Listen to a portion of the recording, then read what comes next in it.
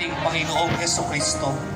Sa pamamagitan ng prosesyong ito, inaanyayahan tayong magnilay, magsisi at patibayin ang ating pananampalataya. Nawa ang ating pakikiisa sa banal na gawain ito ay magbukas ng ating puso sa diwa ng pag-ibig, pagpapakumbaba at pasasalamat sa walang hanggang awa. Sa ngalan ng Ama at ng Anak at ng Espiritu Santo. Amen. Ama namin, sumasalangit ka, sambahin ang ngalan mo, mapasa amin ang kaharian mo, sundin ang loob mo dito sa lupa para nang sa langit. Ngayon po ang kayo sa araw-araw at gawain po sa aming mga sala. Para na pumuntahan namin sa pinakasala sa amin. At huwag niyo po kami ipaitulot sa puso at igamit kami sa lahat ng kasama. San Pedro Apostol. Si Simon na kapatid ni Andres ay kilala sa pangalang Pedro, ang pangalang ibinigay ni Jesus sa kanya. Ang paghirang kay Pedro ay hindi lamang nakabatay sa kanyang magagawa para sa Panginoon, kundi sa kung ano ang magagawa ng biyaya ng Diyos sa kanya. Kaya't si Pedro, bagamat di karapat-dapat, ay pinagkatiwalaan at minahal pa rin ng Panginoon. San Pedro Apostol sa pangangalaga ni Randy Sayo at sa alaala ni Tagumpay Sayo.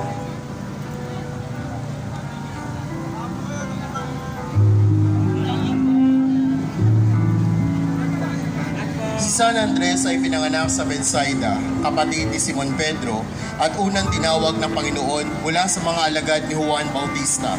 Siya ay pinako sa patras sa isang krus de Cosata o krus ng Hugis X, tanda ng kanyang pagpapahababa at pagkamartir sa ngalan ni Jesucristo.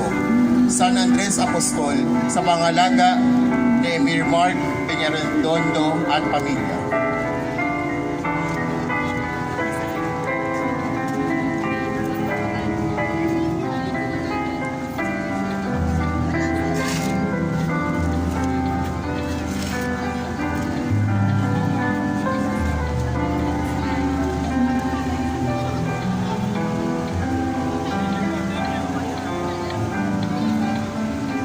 Santiago Apostol.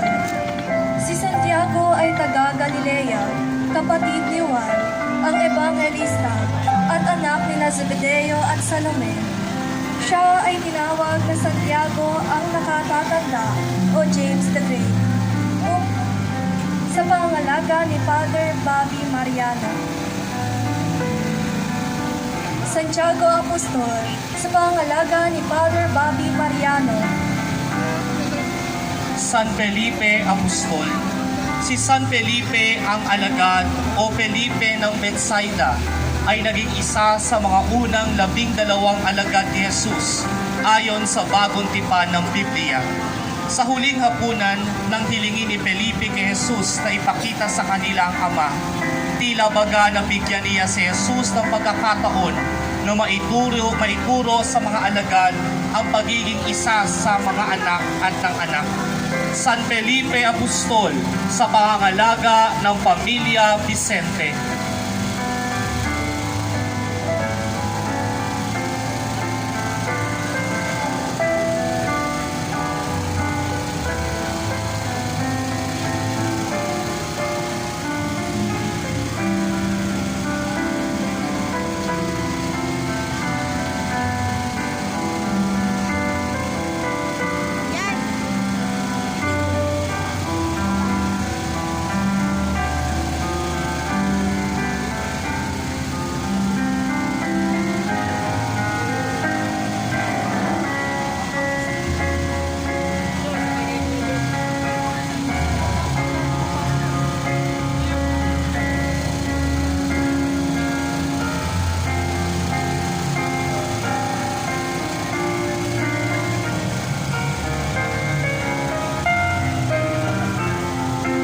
San Bartolome Apostol. Si San Bartolome ay isa sa 12 alagad ni Jesus at kaibigan ni San Felipe na isa rin sa mga apostol. Ayon sa tradisyon, ipinahayag niya ang mabuting balita sa Ethiopia, India, Persia at Armenia, kung saan siya pinatay sa pamagitan ng pagpupugod sa kanyang ulo Walang ibang alagad ang nagpahayag ng paniniwala kay Jesus sa unang pagtatagpo ng gaya kay San Bartolome. San Bartolome Apostol sa pangalaga ni Ginang Wilhelmina Yuson at pamilya.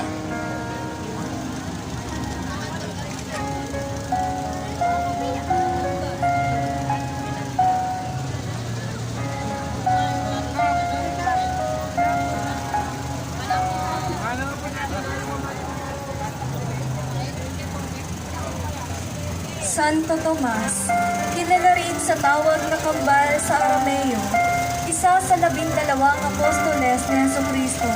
Kilala rin siya bilang ang nag-aalinlangang si Tomas dahil nung muling mabuhay si Jesus, si Tomas ang alagad na hindi agad naniwala sa kanyang muling pagkabuhay. Santo Tomas, sa pangalaga ni Martian de la Cruz at pamilya. San Mateo Apostol. Si San Mateo ay dating maniningil ng buwis sa ngalan ng Imperyong Romano. Bilang apostol, pagkaraan ng pamumuhay ni Jesucristo sa mundo, nangaral siya sa Judea. Siya ang tinuturing na may akdang ebanghelyo ni Mateo, ang unang ebanghelyong matatagpuan sa bagong tipan ng Biblia. San Mateo Apostol, sa pangangalaga ni Randy Sayo at Lorena Lindo.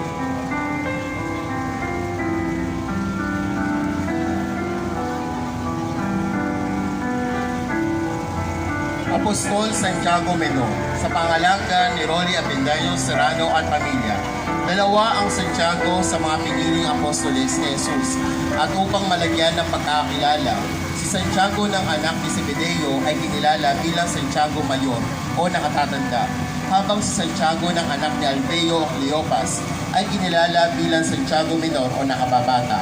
Ang mga simbolo ni Apostol Santiago Menor sa kanyang mga imahe ay Biblia o kalatas na sumisimbolo sa kanyang sulat sa Biblia at ang tungkod at gintong balabal na sumisimbolo sa kanyang pagiging matuwid na obispo ng Jerusalem.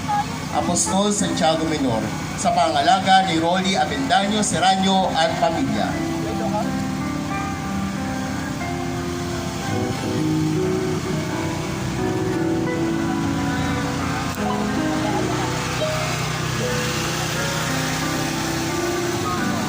San Judas Tadeo. Si San Judas Tadeo ay kapatid ni Santiago Menor at pinsan ni Jesus. Bagaman kasing pangalan sa Griegong bersyon ng Bagong Tipan, hindi dapat ikalito ito kay Judas Iscariote na isa pang alagad na siya namang nagkanulo kay Jesus. Natitiyak na tinanggap ni San Judas Tadeo ang tungkulin ng pagiging apostol at naging isang masigasig na alagad ni Jesus hanggang humantong sa kanyang kamartiran. San Judas Tadeo, sa pangalaga ni na Jesus at Vilma Zualieta at pamilya. San Simon Makabayan, pinansagang Kananeo o Makabayan, dahil marahil siya ay kasama sa grupong lumaban sa mga Romano. Nasasabi sa tradisyon na ipinangaral niya ang ebanghelyo sa Ehipto at kalaunan ay tumungo sa Persya kasama si Judas Tadeo, kung saan namatay siyang martir ayon sa tradisyon. San Simon Makabayan, sa pangangalaga ni Angel Manuel Bistan Domingo at pamilya.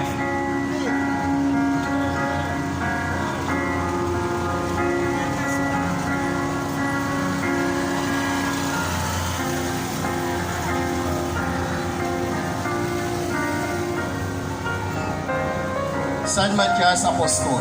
Ang pangalan ni San Matias sa wikang Hebreo ay nangahulugang alay ni Yahweh. Siya ay isang santo ng Romano Katoliko na pinili ng natirang 11 alagad makalipas sa pamumuhay ni Jesus sa mundo. Siya ang naging kapalit ni Judas Iscariote. Pinaniniwalaang siya ang nagdalang Krisyanismo sa sinaunang Ethiopia at Macedonia. Santiago Apostol, sa pangangalaga ni Kevin Ramos Ong at pamilya. San Matias Apostol, sa pangangalaga ni Kevin Ramos Ong at pamilya.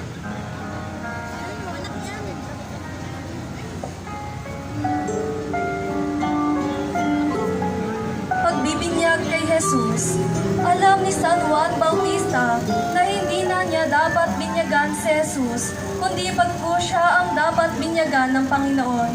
Ngunit pinili ni Jesus magpabinyag upang ipakita ang kanyang pagpapakumbaba sa mga tao kahit na siya ay Diyos. Pagbibinyag kay Jesus sa pangalaga ng SPPC at SPCY Banga First at Coro de San Antonio de Padua.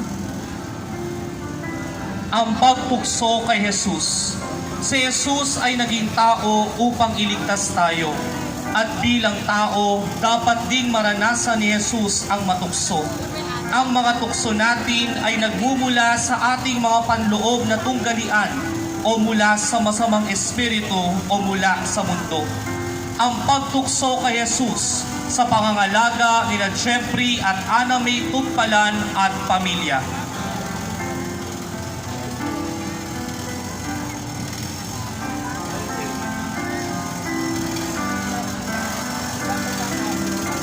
Ang himala sa Kana.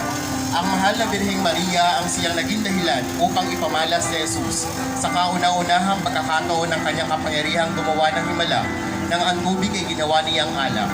Kaya't ang pananalig ni Maria nagbukas sa dakilang pagkapalan ng Diyos na pinagkakaloob sa pamamagitan ni Jesus. Pakinggan natin ang pili ni Maria. Gawin ninyo ang anumang iutos niya sa inyo. Ang himala sa Kana sa pangalaga nina Alex Reyes at Attorney John Cueta Reyes.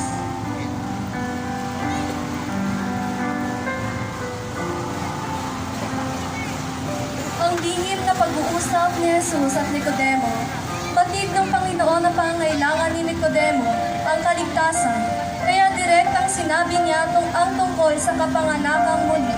Kanyang pinagtibay ang pangangailangan ng kapanganakang muli sa pamamagitan ng mga salitang paulit-ulit niyang sinabi, katotohanan, katotohanan. Ang lihim na pag-usap ni Jesus at Nicodemo sa pangalaga ni Raymart Mercado at pamilya at sa alaala ni Ramon Valenzuela.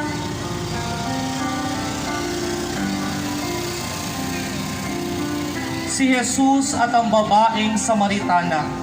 Sa simula, si Jesus para sa Samaritana ay isa lamang Hudyo. Pagkatapos, isa sa mga propeta. Sa bandang huli, naunawaan niya na si Jesus ang Mesiyas, ang tubig na nagbibigay ng buhay na walang hanggan. Kaya't siya ay nanalig at sumamba kay Jesus. Si Jesus ang tubig na papawi ng pagkauhaw ng ating kaluluwa. Si Jesus at ang babaeng Samaritana sa pangangalaga ni Tagumpay at Randy Sayo at sa alaala ni Tagumpay Sayo. Ang pagpapagaling ni Jesus sa lalaking kay Tony. Ang pagluhod ay tanda ng pagsuko sa harap ng Diyos upang humingi ng kanyang awa at tulong. Mababasa sa Biblia sa Aklat ni San Marcos, ang kwento ng lalaking kay Tony na pinagaling ni Jesus. Nakita ni Jesus ang kababaan ng loob ng lalaki nang ito'y magpapira pa at amining tanging si Jesus ang kailangan niya upang gumaling. Ang pagpapagaling ni Jesus sa lalaking kay Tony sa pangalaga ni ng Ginoo at Ginang Pablito at Opelia Macam at pamilya.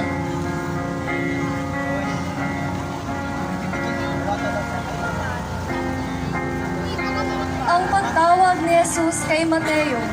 Nang magreklamo ang mga Pariseo kung bakit si Jesus ay nakikisalo sa mga mangongolekta ng buwis at iba pang makasalanan, tahasan silang sinagot ni Jesus lang, naparito ako upang tawagin ng mga makasalanan, hindi ang banal.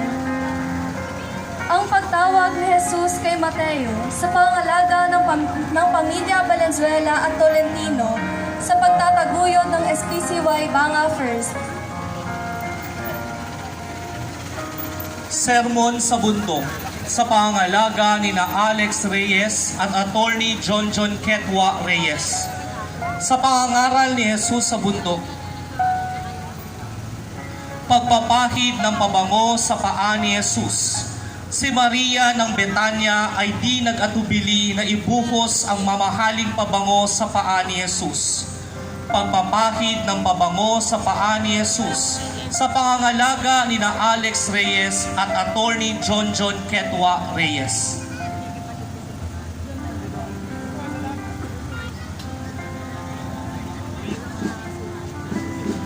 Ang pagpapahinto ng unos. Natagpuan ang pagpapatigil ni Jesus sa unos, habang ang mga alagad ay takot na takot sa mga alon na dumadaluyong sa kanila. Si Jesus naman ay payapang natutulog. Tulad ng mga alagad ni Jesus, may mga pagkakataong nakakalimutan natin na kasama natin sila. Ang pagpapahinto ng unos sa pangalaga ni Father Bobby Mariano.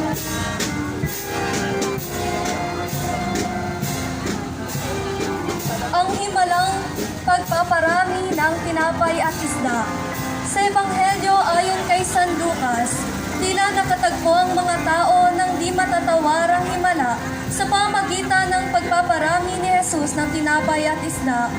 Ang Diyos na manlilikha ang siyang magpaparami sa pagkain upang ito ay maging sapat sa lahat ng naroroon. Ang himalang pagpaparami ng tinapay at isda sa pangalaga ng pamilya Gonzales.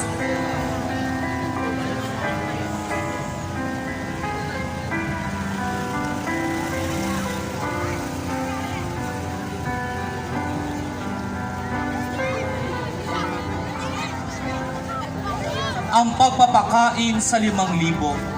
Ang pagmamalasakit ng Diyos sa tao ay makikita sa pagpapakain sa 5,000.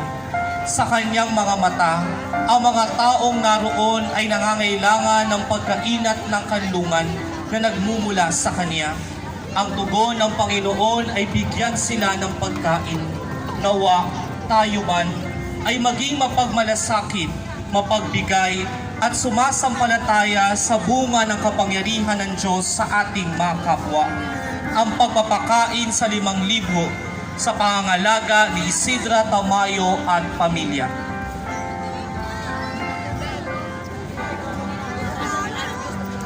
Ang pagpapahayag ni Pedro tungkol kay Jesucristo na siya ang Mesiyas. Minsan nagbika ang Panginoon sa kanyang mga alagad, "Sino ako ayon sa iba? Kayo raw po si Elias, ang iba naman kayo raw si Juan Bautista." Tinanong naman ng si Jesus, "Sino ako ayon sa inyo?" Walang pag-aatubili, sinabi ni Pedro, "Ikaw ang Kristo, ang anak ng Diyos sa buhay." Ang pagpapahayag ni Pedro tungkol kay Jesucristo na siya ang Mesiyas sa pangalaga ng pamilya Leonardo at Santos.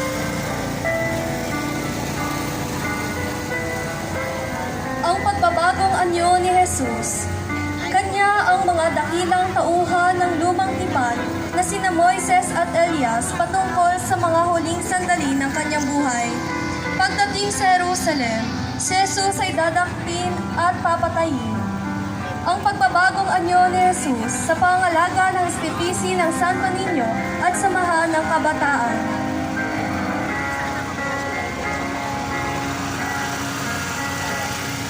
Ang pagdalaw ni Jesus sa magkapatid na Marta at Maria ng Betanya. Inilalarawan sa tagpong ito ang pagdalaw ni Jesus sa tahanan ng magkapatid na Marta at Maria habang sila ay naglalakbay. Ang pagdalaw ni Jesus sa magkapatid na Marta at Maria ng Betanya sa pangalaga ni Jeff Gliane at pamilya.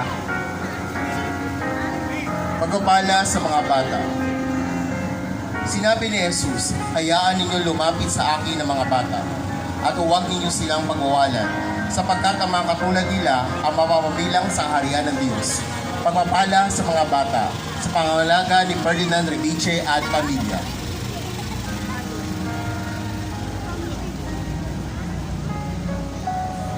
Ang pagpapatawad sa babaeng nahuling nakikiapi. Ayon sa batas ng mga Hudyo, kapag may mga nahuling nakikiapi, sila ay hahatakin sa isang pangpublikong lugar at doon babatuhin hanggang sa mamatay. Ang pagpapatawad sa babaeng nahuling nakikiapi sa pangalaga ni na Jeffrey at Anna May Tumpalan at pamilya. Ang pagbuhay ni Jesus kay Lazaro. Ang pagbuhay muli ni Jesus kay Lazaro ay isa sa pinakamahalagang himalang kanyang ginawa. Ipinakita nito na siya'y may kapangyarihang pinagmumulan ng buhay at kapangyarihan na laban sa kamatayan. Ang pagbuhay ni Jesus kay Lazaro sa pangangalaga ni Paul Adriano at pamilya.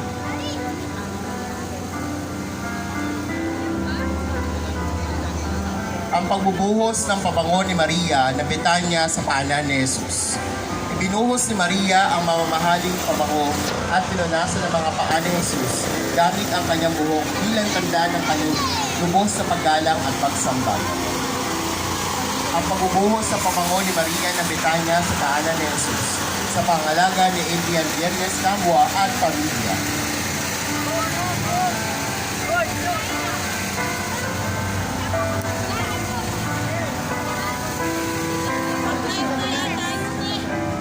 Ang pagsumpa ni Jesus sa puno ng igos. Nang makita niya ang puno na may dahon, ngunit walang bunga, isinumpa niya ito bilang simbolo ng mga taong nagpapakita lamang ng panlabas na kabanalan, ngunit kulang sa mabubuting gawa. Ipinapakita nito na ang tunay na pananampalataya ay hindi lamang nasa salita, kundi nakikita sa ating mga kilos. Ang pagsumpa ni Jesus sa puno ng igos sa pangalaga ni Robert Ryan Cruz at pamilya. Ang paglilinis ni Jesus sa templo ng Jerusalem. Nang makita niya ang mga nagtitinda at nagpapapalit ng pera sa loob ng templo, kanyang pinaalis sa mga ito sapagkat ginagawa nilang pamilihan ang isang lugar na dapat ay para sa panalangin. Ang paglilinis ni Jesus sa templo ng Jerusalem sa pangangalaga ni Danilo Candelaria Crisologo at pamilya. Ang pangangaral ni Jesus sa templo, nagpapakita ng kanyang karunungan, autoridad at malasakit sa mga tao. Ang pangangaral ni Jesus sa templo sa pangalaga ng pamilya Kangas. Pangungalay.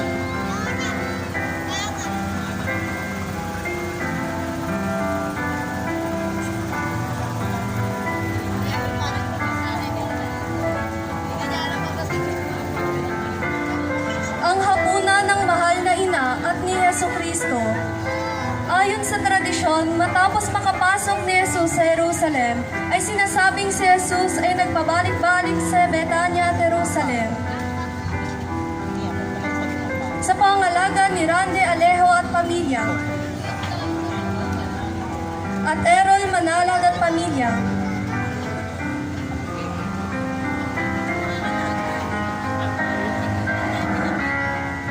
Ang pamamaalam. Bilang anak, nararamdaman ni Jesus ang kalungkutan at pag-aalala ng kanyang ina habang hunti-hunti niyang sinusuong ang panganib at kamatayan. Ang pamamaalam sa pangangalaga ni na Alex Reyes at John Ketwa Reyes.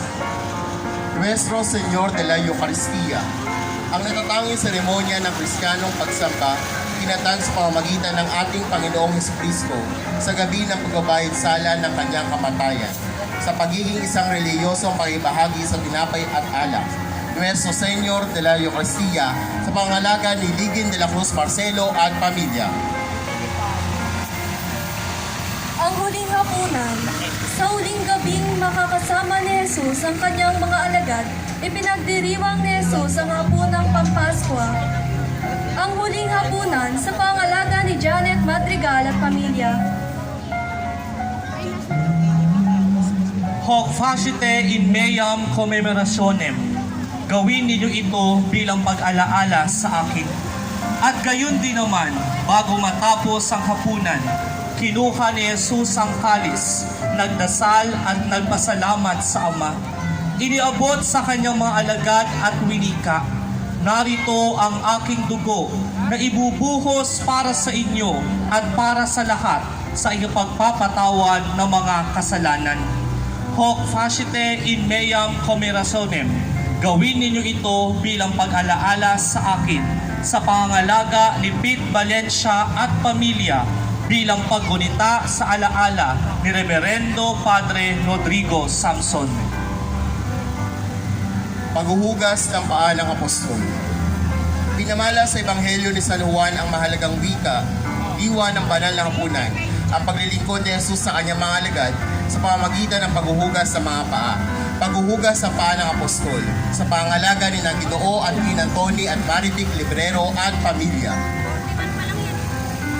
Panalangin sa Getsemani. Sa pagdarasal ni Jesus sa halamanan ng Getsemani, naganap ang isa sa pinakamahirap na tagpo sa kanyang buhay at ito ay ang kanyang malayang pagpapasya na akuin ang kamatayan naghihintay sa kanya sa krus. Panalangin sa Getsemani sa pangalaga ng pamilya Osorio. Ang pag-aalo ng anghel kay Jesus sa halamanan ng Getsemani, nagpapakita ng kanyang matinding paghihirap at ganap na pagsunod sa kalooban ng Ama. Kasama niya sina Pedro, Santiago at Juan, ngunit habang siya ay nananalangin, sila ay nakatulog. Ang pag-aalo ng anghel kay Jesus sa halamanan ng Getsemani ng pamilya Ebanghelista sa pangalaga ni Jessie at Dorina Santo Domingo.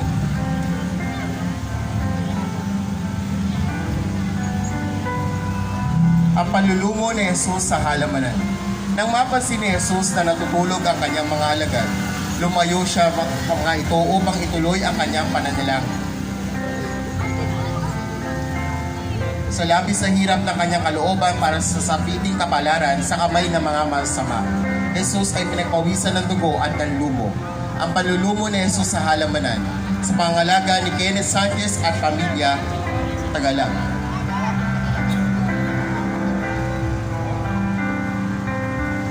Ang pagdakip kay Jesus.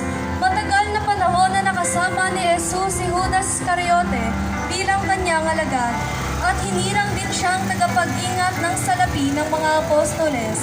Ang pagdakip kay Jesus sa pangalaga ng pamilya San Pedro. Jesus El Cautivo sa pangalaga ng pamilya Molina Tolentino. Ang imahe ni Jesus sa kanyang pagkakadakip ay kumakatawan sa isang batang tupa na papatayin. Jesus El Cautivo sa pangalaga ng pamilya Molina Tolentino.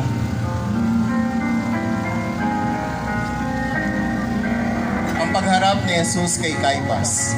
Sarado na ang isip at kalooban ng mga saserdote, mga pariseyo at mga eskriba para kay Jesus. Ang tanging hangad nila ay ang kanyang kamatayan. Ang pagharap ni Jesus kay Caiphas sa pangalaga ni Ginoo at Ginang June at Esteban at pamilya.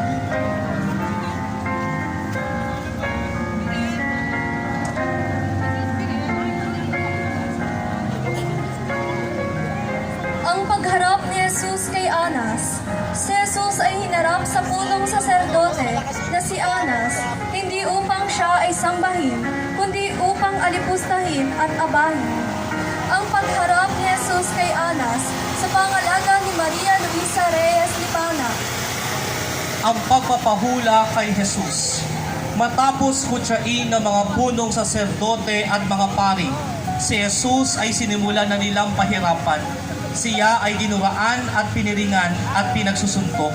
Hulaan mo nga, sino ang sumuntok sa iyo, wika nila, at siya'y binugbog ng mga bantay.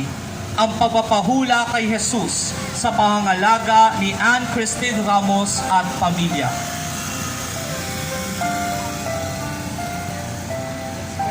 Ang pagtatuwa ni Pedro sa Panginoon.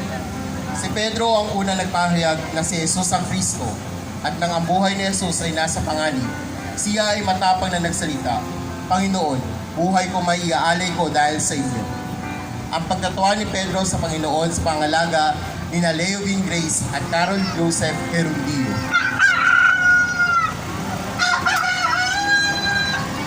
Ang pagsisisi ni Pedro. Sinabi ni Pedro, parusahan nawa ako ng Diyos kung nagsisinungaling ako. Hindi ko kilala ang taong iyan. Ang pagsisisi ni Pedro sa pangalaga ni John J. Bier at pamilya.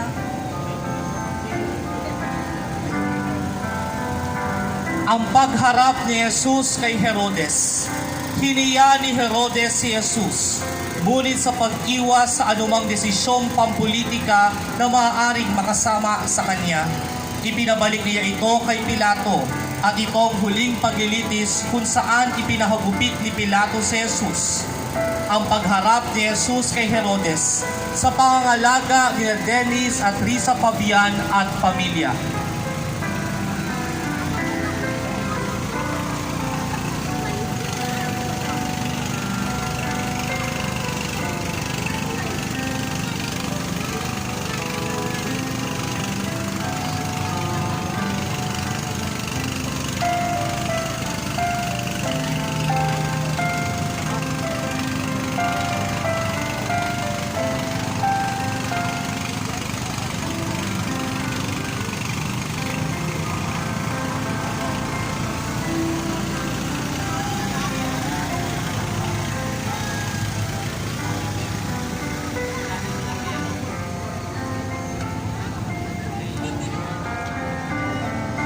Santong Gapos.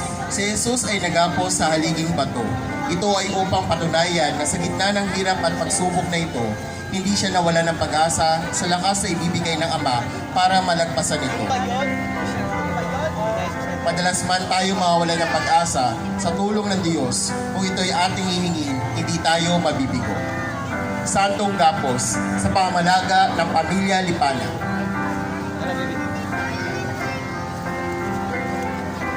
Desmayado.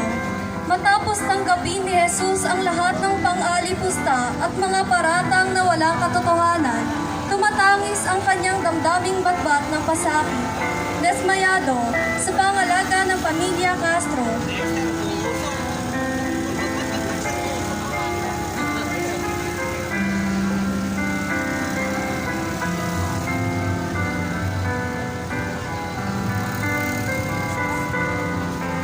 Ang pagpuputong ng koronang tinig. Sa bawat paghampas sa kanyang ulo, ang mga tinig ay bumabaon sa kanyang laman at nagdudulot ng karagdagang sakit sa kanyang buong katawan. Ang pagpuputong ng koronang tinig sa pangangalaga ng Pamilya Valenzuela.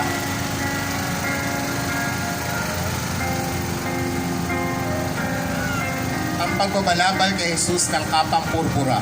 Matapos hubaran, pagupitin, putungan ng koronang tinig, bigyan ng sentrong tampo. Si Jesus ay sinuota ng balabal na purpura. Ito ay ginawa ng mga Hudyo upang pakunsyang luhuran at sambahin. Ang pagbalabal kay Jesus ng kapang purpura sa pangalaga ni Vince del Rosario at pamilya. Leche Homo. Si Jesus ay nalimusta, niluhod-luhuran, dinuraan at paputyang binati ng hari ng mga Hudyo at saka pinutungan ng koronang tinig. Leche Homo sa pangalaga ni Beng Ramos.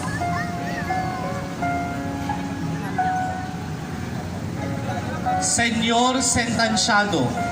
Matapos dakpin, iharap sa mga punong saserdote, bugbugin, duraan, hampasin na parang isang kriminal, hamaking, kutsain, iharap sa taong bayan.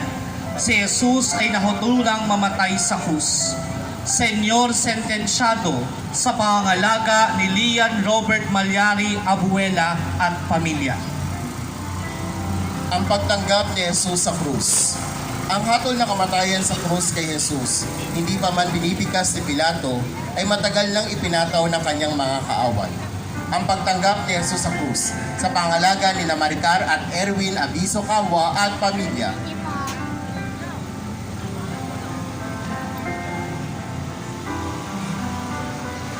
Ang pagpasa ni Jesus sa krus.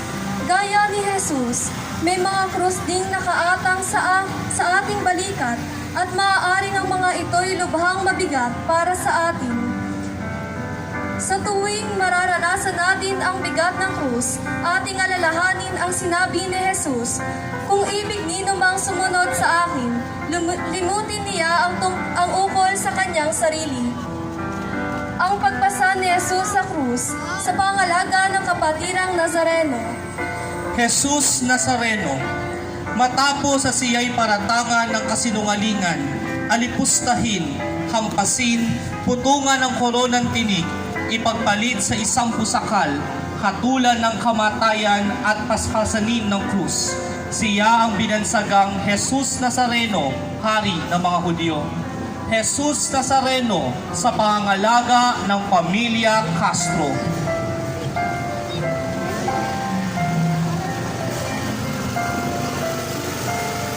Ang pagsalubong ni Jesus sa kanyang ina.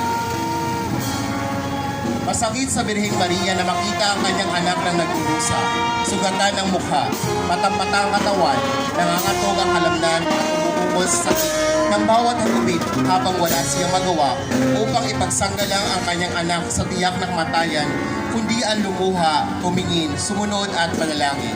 Ang pagsalubong ni Jesus sa kanyang ina, ang alaga ng Little Angel Scholars Charity School. Ang pagpupunas ng mukha ni Jesus. Sa panyong puti na ipinahid sa mukha ni Jesus, ay nabakas dito ang kanyang tatlong mukha. ito ay nahugis sa pamagitan ng kanyang dugong umaagos sa kanyang muka. Ang pagpupunas ng mukha ni Jesus sa pangalaga ni Charbit, Harige, Panday at pamilya.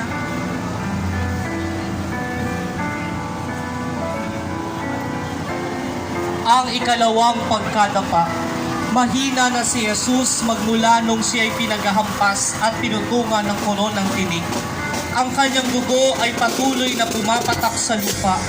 Patuloy na dumadaloy ang kanyang dugo mula sa kanyang katawan. Subalit sa halip na sumuko dahil sa bigat ng krus, bumangon pa rin ang Panginoon. Tumayo si Kristo mula sa kanyang pagkadapa at pinagpatuloy niya ang pagpasan ng krus. Ang ikalawang pagkadapa sa pangangalaga nina Eduardo at Laila Santos at pamilya. Ang paghuhubad sa damit ni Jesus. Si Jesus ay hinubaran ng kasuotan. Sinasalamin ng klase ng kasuotan ng tao ang kanyang katayuan sa lipunan.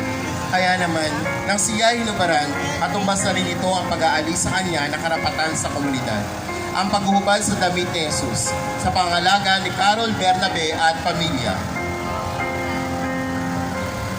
Nuestro Padre Jesus de las Peñas.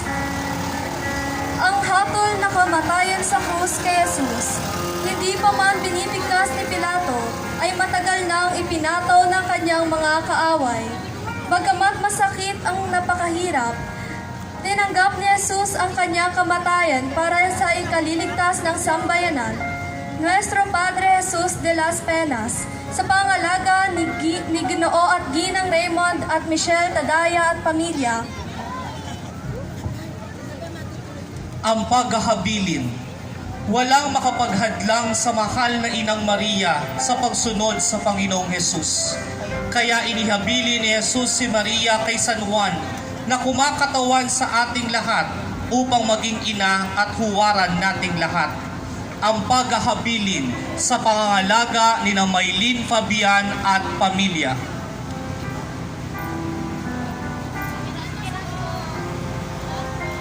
Mayor Dolor.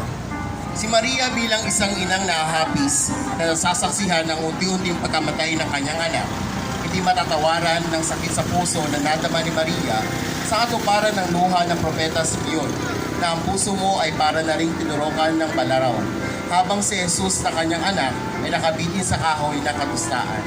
Mayor Dolor, sa pangalaga ni Ginoong Gerald Juanillo at Dr. Ace Lagman at pamilya.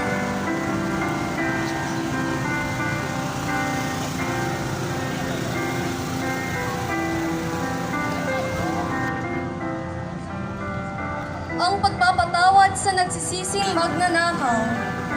Naakit si Dimas noong tahimik na tiniis ni Kristo ang lahat ng mga paratang at pagkutya sa kanya. Nanalig si Dimas na hindi lamang matuwid at inosente si Kristo. Alam ni Dimas na si Kristo ay isang hari at tunay ang kanyang kaharian, kaya't nananalig din siya na ang Panginoon ay maawain at mahabagin. Kaya humingi siya ng kapatawaran at pinatawad naman ng Panginoon sa kanyang mga kasalanan. Ipinangako pa ng Panginoong Jesucristo na siya ay isasama niya sa paraiso, katulad ni Dimas. Magkaroon nawa tayo ng lakas ng loob na lumapit sa Panginoong mawain at mahabagin upang patawarin ang ating mga kasalanan at pagkukulang sa Kanya at sa kapwa. Ang pagpapatawad sa nagsisising magnanakaw sa pangalaga ni Raymond at Rachela Vicente at pamilya Marcelo.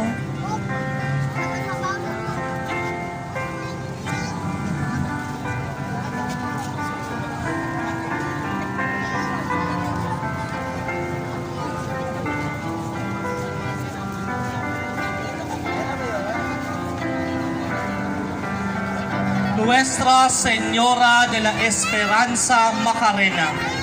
Sa pagsubaybay ng mahal na Birhen sa landas ng kanyang anak patungong Kalbaryo, tayo rin ay inaanyayahan na magnilay, manalangin at damahin ang nararamdaman ni Maria.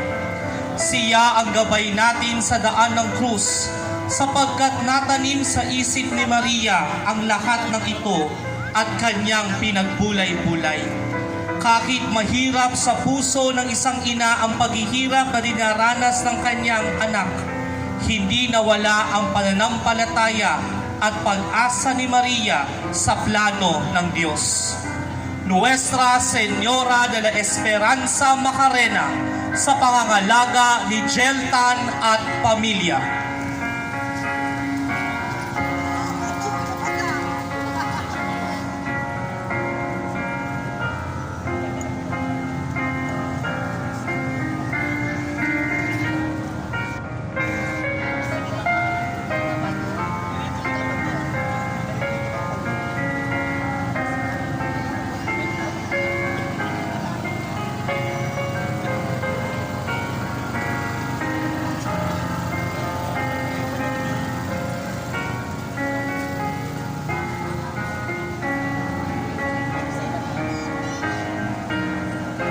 Kalbaryo.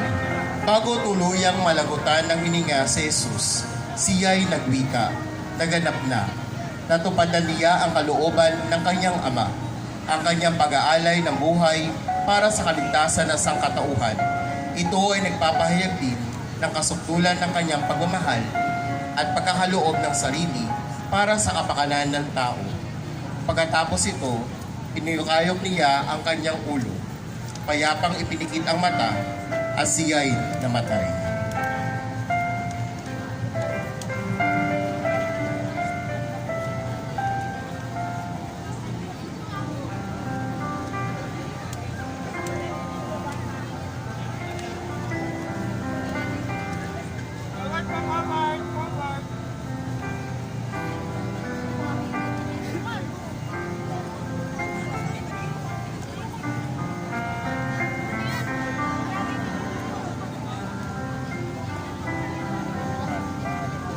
Kalbaryo sa pangalaga ng pamilya Bistan.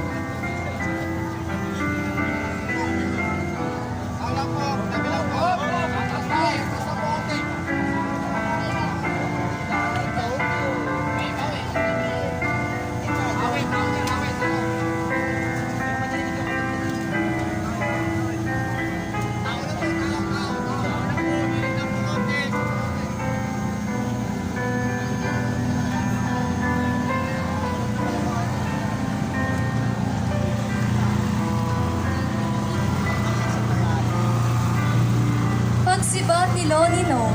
Sa pamagitan ni Longino na isang Romano, sinibat ang mahal na tagaliran ng Panginoon upang masigurong siyang namatay, at isang himala ang naganap.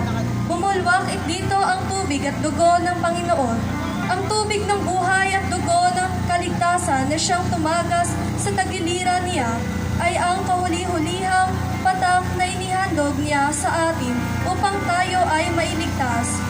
Pagsibat ni Longino sa pangalaga ni Paul Adriano at pamilya.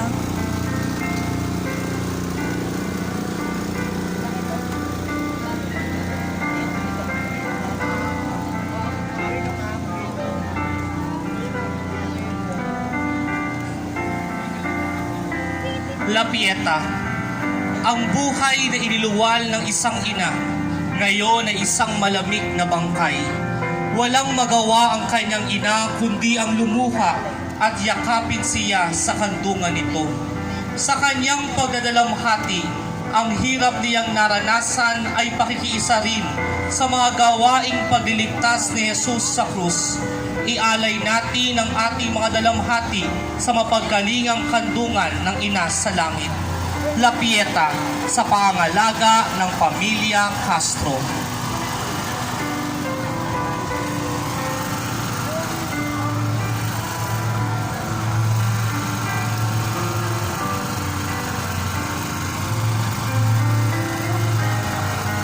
paghahanda sa banal na libing. Dumating si Jose na taga Arimatea na naghihintay din sa paghahari ng Diyos at naglakas loob siyang pumunta kay Pilato upang hingin ang katawan ni Jesus. Nang mabatid ni Pilato sa kapitan, pinahintulutan niya si Jose na kunin ang bangkay ni Jesus. Bumili si Jose ng telang lino at ibinaba si Jesus sa krus at binalot ang telang lino at inilagay sa libingan. Nakita ni na Maria Magdalena at isa pang nangangalang Maria kung saan inilagay ni Jose si Jesus. Paghahanda sa banal na libing. Sa pangalaga ng pamilya Samson, Sho at Tan.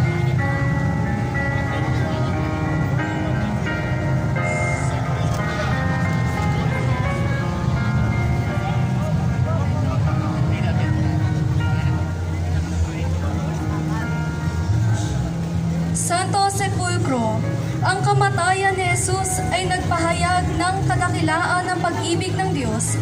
Ito rin ay nagpamalas kung gaano kalupit ang tao. Sa kanyang pagpanaway, ipinakita niya ang pagtatagumpay ng pag-ibig laban sa poot, ng kabutihan laban sa kasamaan, at ng pagpapatawad laban sa kasalanan. Hanggang kamatayan, tayo'y sinasamahan ni Jesus. Samahan din natin siya sa bawat sandali ng ating buhay.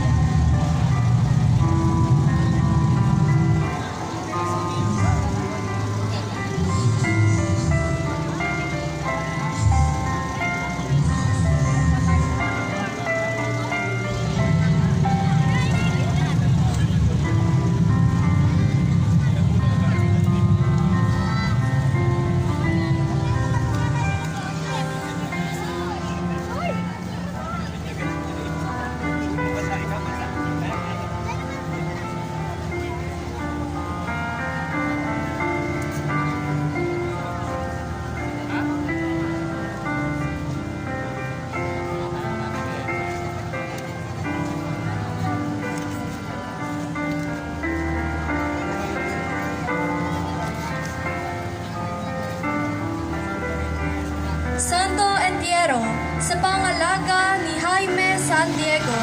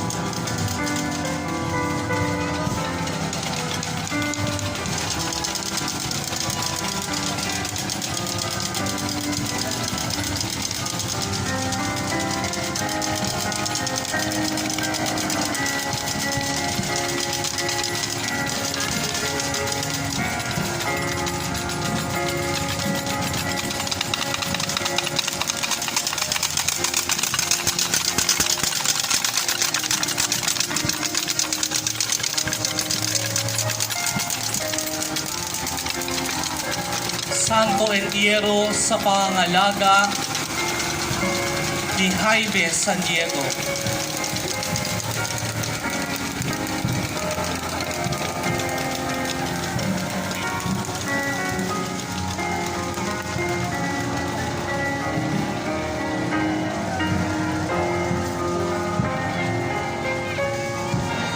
Birhen de la Soledad, si Maria na buong-buong sumunod sa kalooban ng Ama ay patuloy na tumutupad sa kanyang pangako. Sumunod siya kay Jesus sa kanyang mga pangangaral at ministeryo. Sumunod si Maria hanggang sa daan patungo sa Kalbaryo. At ngayon, sumusunod siya sa bangkay ng kanyang anak na si Jesus ng buong kapanglawan. Tulad ng mahal na birhen, tayo'y inaasahan ng Diyos sa sundin ng kanyang kalooban. Isang gawaing mahirap at masaklap, ngunit maghahatid sa atin ng kaligtasan at tunay na kaligayahan. Birhen de la Soledad, sa pangangalaga ni Megan Gatchalian at Pamilya Santiago.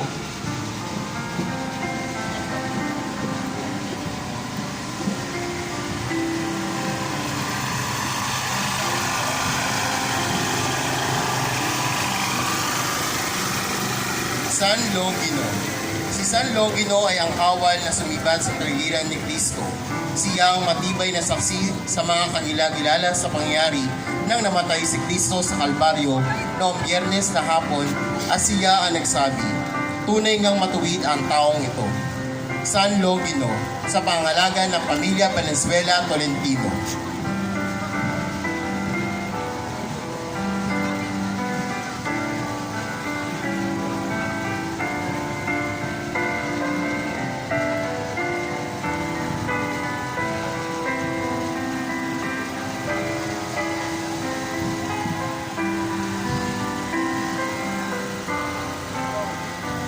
San Nicodemo.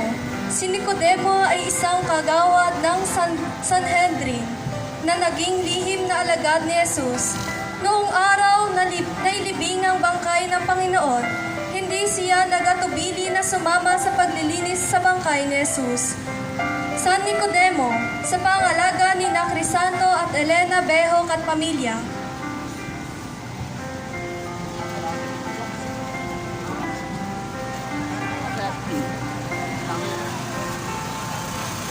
San Jose ng Arimatea. Si Jose ay isang mayaman at ginagalang na kagawad ng Salitri. Siya ay isang mabuti at matuwid na tao na kabilang sa mga naghihintay sa pagdating ng paghahari ng Diyos. Hindi siya sumang-ayon na hatulan si Jesus at lihim siyang alagad ni Jesus tulad ni Nicodemo dahil sa kanilang takot sa mga Hudyo. Subalit nang dumating ang mga sandali na matinding pangailangan ng karamay ni Jesus, agad-agad siyang nagtungo kay Pilato at ipinagkaloob sa kanya na ilibing ang Panginoon. San Jose ng Arimatea, sa pangalaga ng Pamilya Caballero at de Guzman.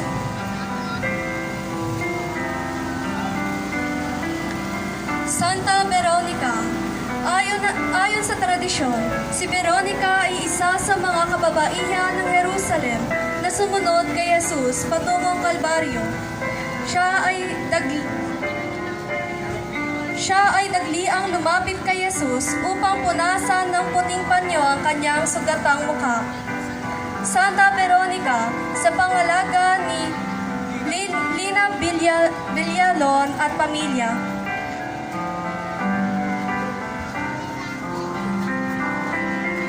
Santa Maria, ina ni Juan Marcos. Santa Maria, ina ni Juan Marcos, sa isang mayamang babae na taga Jerusalem. Sa kanyang tahanan ginanap ang huling hapunan kung saan itinatag ni Jesus ang banal na Eucharistia. Santa Maria, ina ni Juan Marcos, sa pangangalaga ni Christopher Yasay at Pamilya.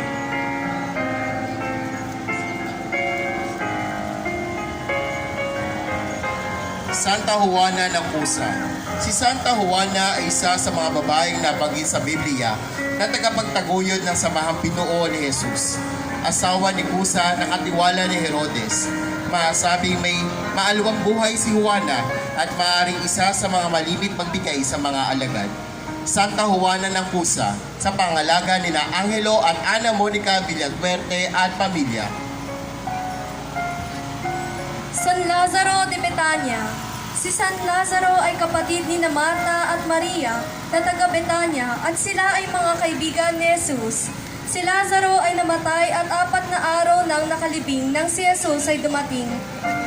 Naghimutok ang magkapatid na sina Marta at Maria kay Jesus at silang lahat ay nangagsitangis, ngunit malaki ang pananalig ng magkapatid kay Jesus. San Lazaro de Betania sa pangalaga ng pamilya Atadaro, Dero at Santiago. Santa Marta. Si Marta ay madalas narihahambing sa kanyang kapatid na si Maria. Noong minsang dumalaw si Jesus sa kanilang tahanan, si Marta ay naging abala sa paghahanda ng pagkain, samantalang si Maria naman ay nakikinig sa Panginoon. Inilalarawan ng magkapatid na ito ang dalawang gampanin ng pagiging alagad. Santa Marta ni Reverendo Padre Bobby Mariano.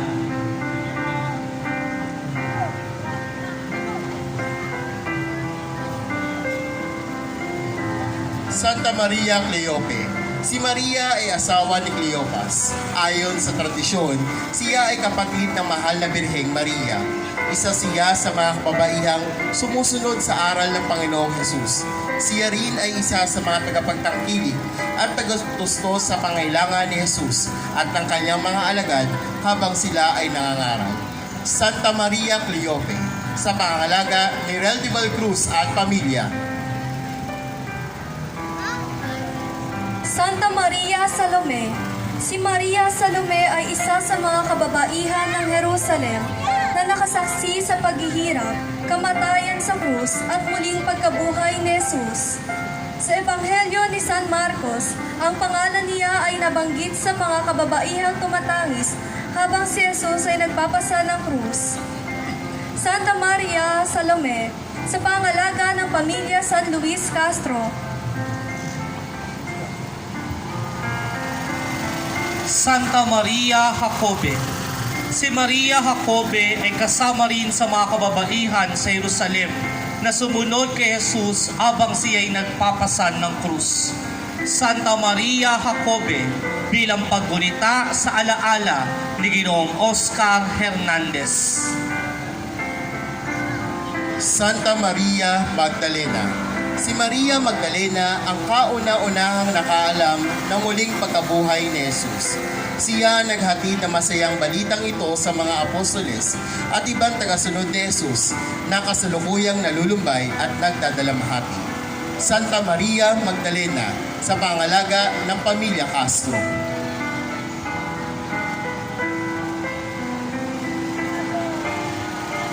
San Juan Evangelista. Kung tagurian si Juan ay ang minamahal na alagad ng Panginoon, hindi ibig sabihin nito na siya lamang ang higit na minamahal kaysa ibang alagad. Si Juan ang minahal na alagad dahil sa lahat ng apostoles.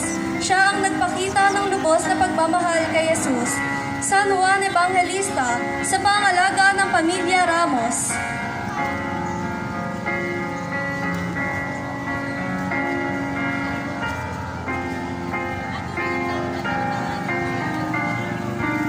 Mater Dolorosa. Ang kasalanan ng sangkatauhan ay naghatid din ng dalamhati sa mahal na Birheng Maria. Ang pagkamatay ng kanyang anak sa krus ay parang tumbisang ng sangkatauhan sa pagkaalipin sa kasalanan. Nasaksihan niya ang kalupitan ng mga tao sa kanyang anak nang ito'y paratangan ng kasinungalingan, pahirapan at patayin. Mater Dolorosa ng pamilya Osorio Rivera.